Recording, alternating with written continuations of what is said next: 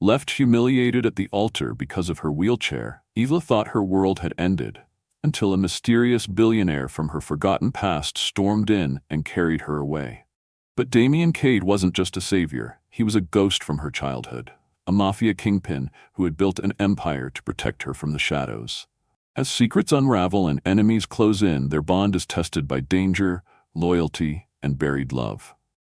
Who really is Damien to Isla, and what is she willing to risk for the truth?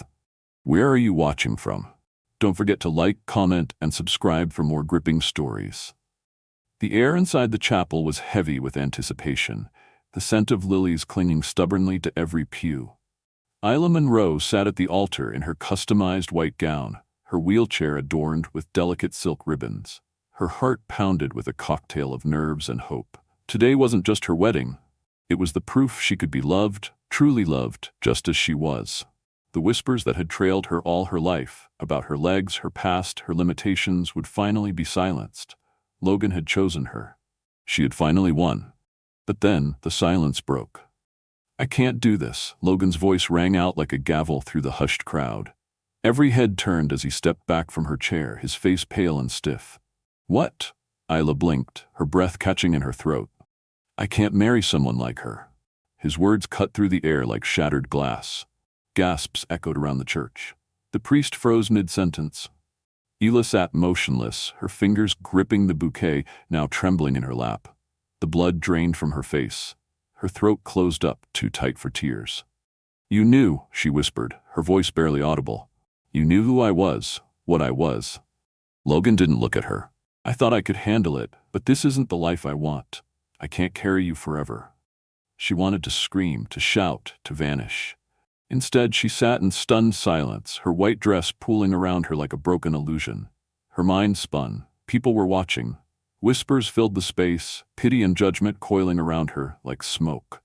Someone dropped a program. Someone else tried to rise, then awkwardly sat back down. No one approached. No one defended her. Not even her so-called best friend in the second row. Then the church doors slammed open with a bang. The sound was so sharp, so sudden, that heads whipped around instinctively. Light poured in from outside, casting a long shadow up the aisle. A tall man stood there, his silhouette stark against the sunlight. He didn't move at first, letting the stunned silence stretch. Then he walked. His strides were steady, unapologetic. Black tailored suit, raven dark hair. A face carved in ice and fire. Isla had never seen him before, but somehow his presence chilled the room like a sudden storm. Guests shrank away as he passed. Even the priest stepped back. Logan's mouth fell open. "Damien Cade?" The name sent ripples of recognition through the crowd. Isla's blood went cold. Damien Cade, the billionaire tech magnate, ruthless, untouchable. Rumors of a criminal underworld followed his name like smoke trails. What was he doing at her wedding? He said nothing to Logan. His eyes were locked on Isla, unreadable, but intense. Without a word, he walked straight to her, knelt before her chair, and, before she could even process it, scooped her into his arms. "Put me down," she gasped, startled. Her hands clutched his shoulders instinctively. "What are you doing?" "You don't belong here," Damien murmured. Then he turned and carried her down the aisle, the same path she'd hoped to take minutes ago, except now the whispers had turned to stunned silence. Logan didn't stop him. No one did. "My chair?" Isla choked out, reaching over his shoulder. "Dorian?" Damien said calmly. One of the two men in suits trailing him immediately folded the wheelchair and followed. Outside, a black SUV waited with tinted windows and a driver standing beside the door. Damien carried her toward it with ease, as if she weighed nothing. The sunlight made her squint, but she could still see the heads turning outside. People with phones. People watching. "You can't just take me," she hissed. "No one's stopping me," he said simply. The door opened. Damien stepped in with her still in his arms. The door closed behind them, sealing her into a world she didn't understand. Her wedding was over, but something far more dangerous had just begun.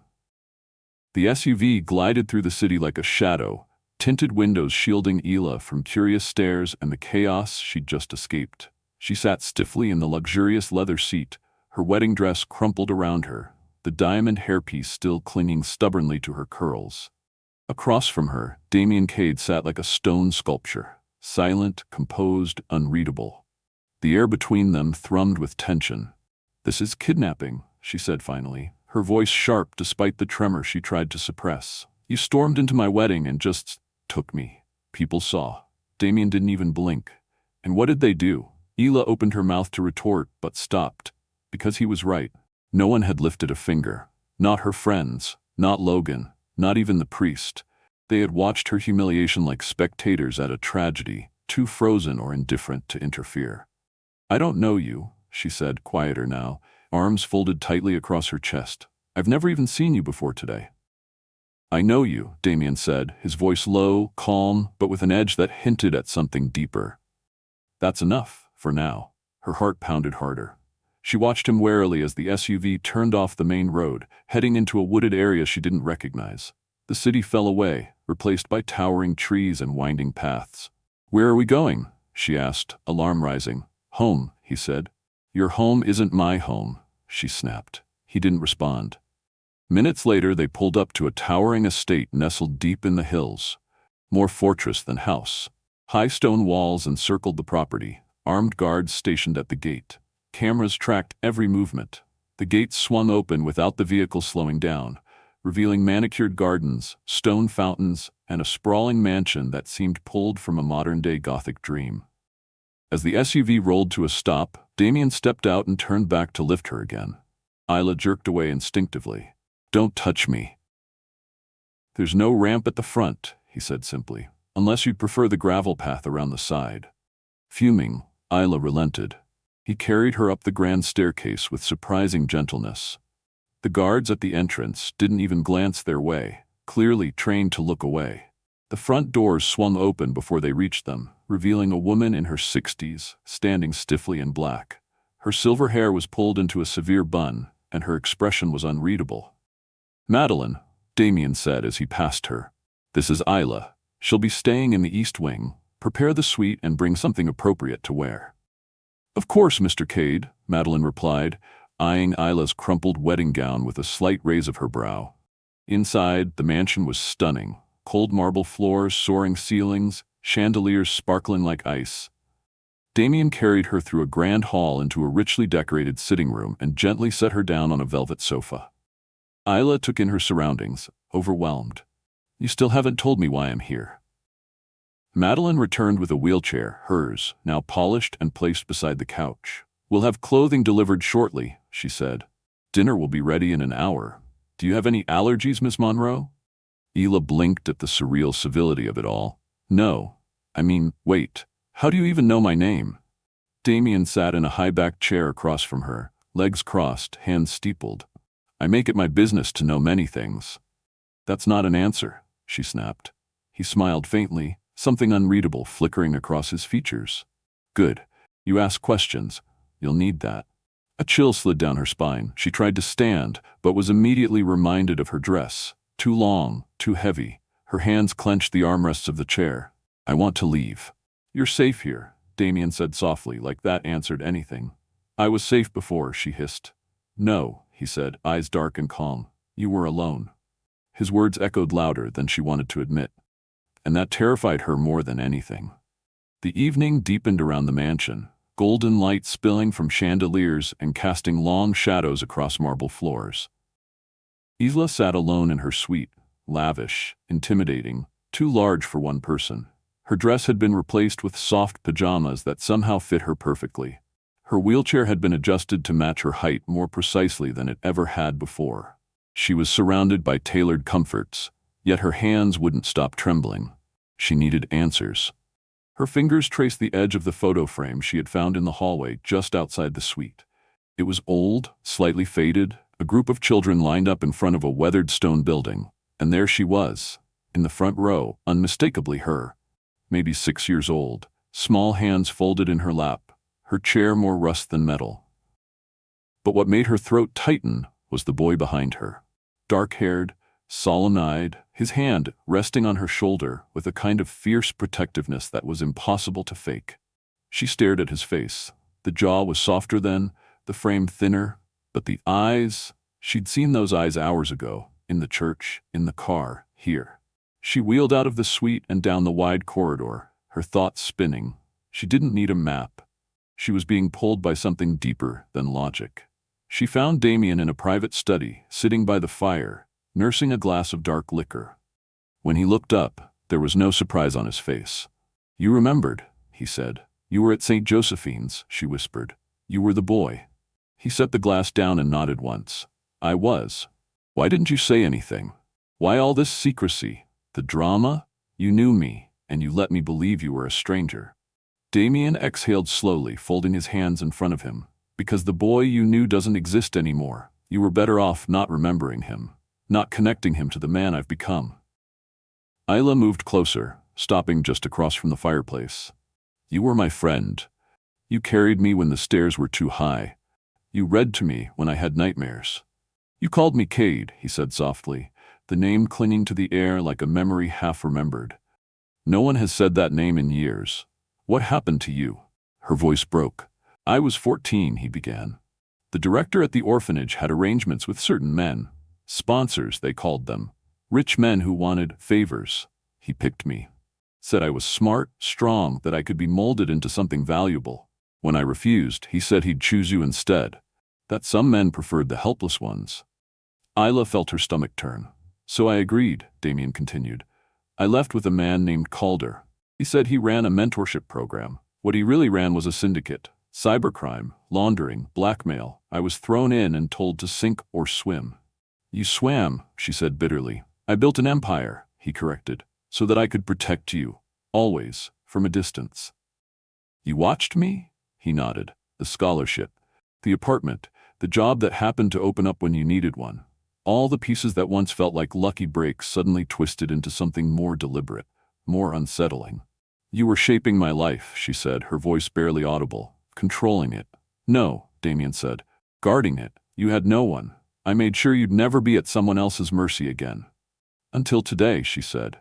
"Until you dragged me out of a church and into a cage of gold." Damien stood, walking toward her with slow, steady steps. "That man humiliated you. He left you in front of a crowd because he saw your chair before he saw you. I remembered a promise I made to you once, under a tree in winter." "What promise?" "That I would never let anyone hurt you again," Damien said, his voice raw. "Not while I lived." And suddenly, everything inside Isla felt like it might break, because the boy who had said that had meant it. And somehow, impossibly, he still did. The wind howled outside the mansion like a warning.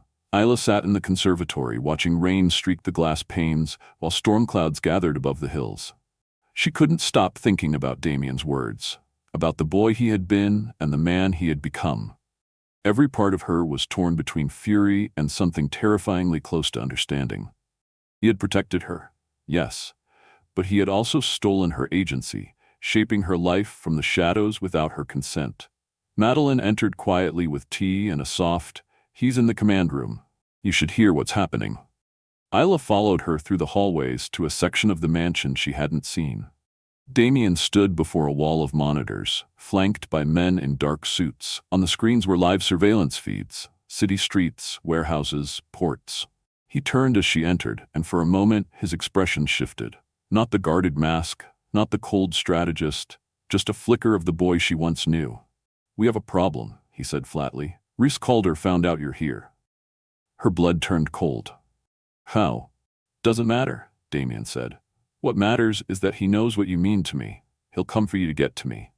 She took a slow breath, processing. "What are you going to do?" "I'm reinforcing the estate, tightening security. We have a plan." "And what's my role in it?" she asked. He blinked. "You stay in the safe room, protected." "No," she said instantly, rolling closer to him. "I'm not going to be hidden away like a glass doll while people risk their lives around me."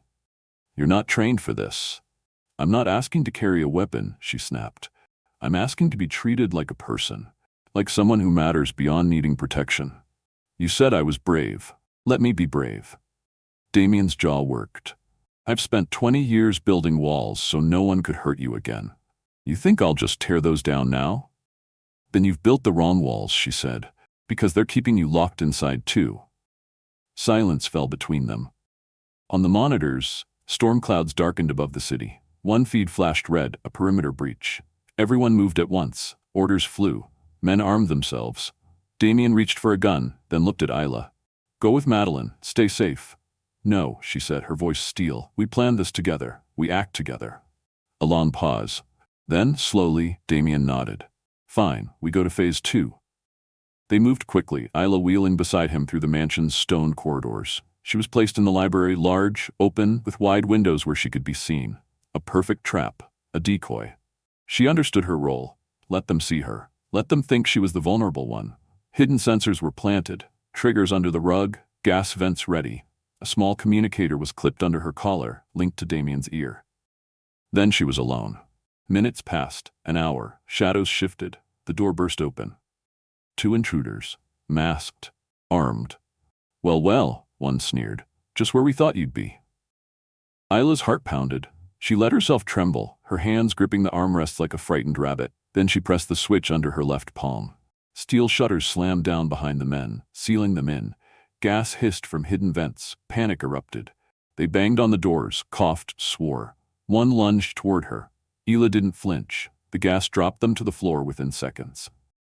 She pulled the oxygen mask from under her cushion and breathed steadily, just like Damien had taught her.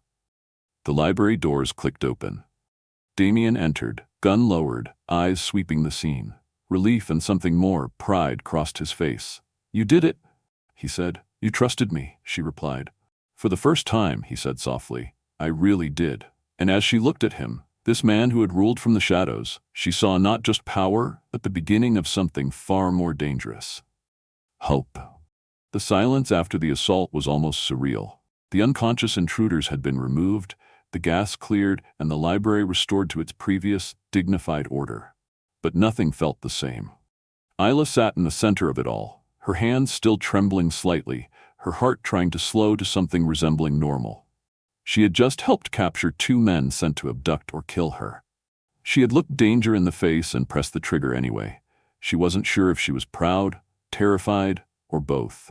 Damien entered the room again, this time without a weapon, his jacket unbuttoned, a sheen of sweat still clinging to his brow. His eyes met hers, and for a moment they didn't speak. Then he crossed the room and dropped to one knee beside her chair. You were perfect, he said softly. She let out a shaky breath. I was terrified. So was I, he admitted. You're the only thing I couldn't afford to lose. The words hung there, unguarded and heavy with meaning. Is it over? She asked. He hesitated. For now. Calder's operation is falling apart. His people are scattering. The rest I'll clean up. Quietly. She nodded, looking past him to the window where dawn was just beginning to lighten the sky. And after that? What happens next? Damien rose slowly and moved to the window, watching the sunrise with arms crossed. That's up to you, she tilted her head. What does that mean? He turned, his expression unreadable but softer than she had seen it in days. You've seen who I am, what I've done, the life I built to keep my promise to a little girl I once knew. If you want to leave, I'll make sure you're protected, comfortable, free. If you want more, something else, I'll give that too. I only ask for one thing. What? That you choose for yourself, he said. Not out of guilt, not out of gratitude, out of want. She wheeled closer to him, heart pounding again for a different reason now. And what do you want? He smiled faintly, almost shyly. You. The vulnerability in his voice struck her harder than any explosion had. She reached out, touching his hand. Then stop keeping me on the outside. If we do this, whatever this is, I don't want to be protected. I want to stand beside you, to build something real, something better, together. You'd walk into my world? He asked quietly. I already have, she replied. And I'm still here. That same day, Damien made a decision that shook his organization to its core. He stepped down from day-to-day operations, leaving enforcement and territory control to his trusted captains. In its place, he focused on the legitimate side of his empire: technology, logistics, international trade. Under Isla's influence, the mansion transformed from a fortress into a home. The armory became a design lab. The underground bunker became a crisis response center for urban outreach projects they funded anonymously. And Damien? He began to soften, not in weakness, but in balance. For every sharp edge he'd once used to survive, Isla offered a softer counterpoint that made him stronger. 3 months later, she sat across from him in their shared office, reviewing a folder of contracts. When she flipped to the last page, her breath caught. Inside was a partnership agreement, Equal ownership, shared authority, her name beside his on every page. Beneath it, tucked in the folder, was something else entirely. A marriage license. She looked up, eyes wide. Damien held out a ring. Not a diamond, but a band of white gold and sapphire, the color of frost and midnight. "I don't need a ceremony," he said, "but I'd like the world to know you're not just my partner in business. You're my future, my home." Tears welled in her eyes as she smiled and nodded. Yes, in every way. They married in the garden of the mansion under a sky full of stars. Isla wore a custom gown that let her wheel herself proudly down the aisle, escorted by Madeline and flanked by their loyal family of misfits. Their vows weren't just about love, they were about trust, partnership, and rewriting the future together. Not as savior and victim, not as protector and protected, but as equals, builders, survivors, and finally, as home. This story teaches us a profound lesson about strength, vulnerability, and the courage it takes to truly see and be seen. Isla's journey reminds us that resilience isn't about pretending to be unaffected by pain. It's about standing tall in the aftermath, demanding respect, and refusing to let others define your worth. Her strength wasn't in her silence or survival alone, but in her refusal to let her disability, or anyone's perception of it, determine her value. Damien's story, on the other hand, is a powerful example of redemption. A boy forced into darkness chose to carry love with him through every shadow. He built a fortress not out of ego but out of fear. Fear of failing to protect the only person who had ever made him feel seen. In the end, it was not power or fear that gave him peace, but connection, honesty, and partnership. Together, Isla and Damien show us that real power lies in vulnerability, in letting someone in. True love is not about rescuing someone or being rescued. It's about choosing each other, day after day, as equals. It's about creating a future where compassion and strength walk hand in hand. Where are you watching this story from? Drop a comment and let us know. And if this story moved you, don't forget to like, share, and subscribe to our channel for more emotional, empowering, and unforgettable tales like this. Your next favorite story is just one click away.